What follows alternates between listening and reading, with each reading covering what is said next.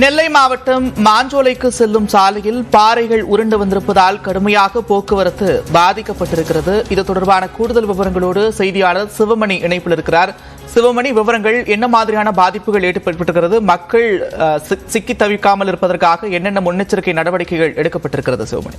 நிச்சயமாக நந்தா, திருநெல்வேலி மாவட்டத்தை பொறுத்தவரையும் அதிக மழைப்பொழிவு பெறக்கூடிய மலை கிராமமாக மாஞ்சோலை விளங்குகிறது. மாஞ்சோலை, நாலுமுக்கு, காக்காச்சி, ஊத்து ஆகிய 4 மலை கிராமங்கள் அடுத்தடுத்த பகுதியில் இருக்கிறது. மேற்கு தொடர்ச்சி மலையில வனப்பகுதிகள் அமைந்திருக்கிறது. தேயிலை தோட்ட தொழிலாளர்கள் நிறைந்த பகுதியாக இந்த பகுதி இருக்கிறது. இந்த பகுதியில வழக்கமாகவே மழைப்பொழிவு அப்படிங்கிறது அதிகமாக இருக்கும். தற்போது கடந்த 36 மணி நேரத்தில் 65 சென்டிமீட்டருக்கும் அதிகமான மழை அப்படிங்கிறது அந்த பகுதியில பெய்திருக்கிறது. இதன் காரணமாக மழைப்பொழிவு காரணமாக தண்ணீர் இரு பிரிவாக வழிந்தோடும் என்ற போதிலும் அதனால நிலச்சரிவு ஏற்படுவது அப்படிங்கிறது தவிர்க்க முடியாத நிலையாக இருக்கிறது. காலையில ஒரு பகுதியில், அதாவது மணிமுத்தாறிலிருந்து மாஞ்சோலை செல்லக்கூடிய பகுதியில நிலச்சரிவு ஏற்பட்டு அந்த பகுதியில சீரமைப்பு பணிகள் தற்போதுதான் துவங்கி இருப்பதாக தகவல்கள் தெரிவிக்கிறது.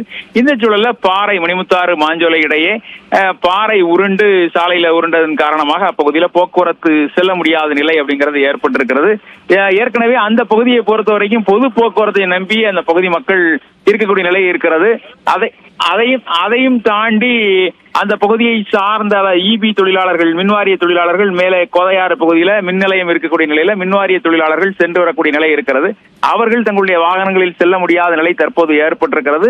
உடனடியாக அந்த பகுதியில் இருக்கக்கூடிய அந்த பாறை உருண்டிருக்கக்கூடிய பாறை அங்கிருந்து அப்புறப்படுத்தினால் மட்டுமே போக்குவரத்து சீராகும் அப்படிங்கிற நிலை ஏற்பட்டிருக்கிறது. ஏற்கனவே அங்க நிலச்சரிவு ஏற்பட்டு அதை சரி செய்யக்கூடிய வேலை அப்படிங்கிறது துவங்கி இருக்கக்கூடிய நிலையில இந்த பாறை தற்போது உருண்டிருப்பது பொது போக்குவரத்து செல்ல முடியாத நிலை ஏற்பட்டிருக்கிறது. மின்வாரிய தொழிலாளர்களும் அந்த பகுதிக்கு செல்ல முடியாத நிலை ஏற்பட்டிருக்கிறது.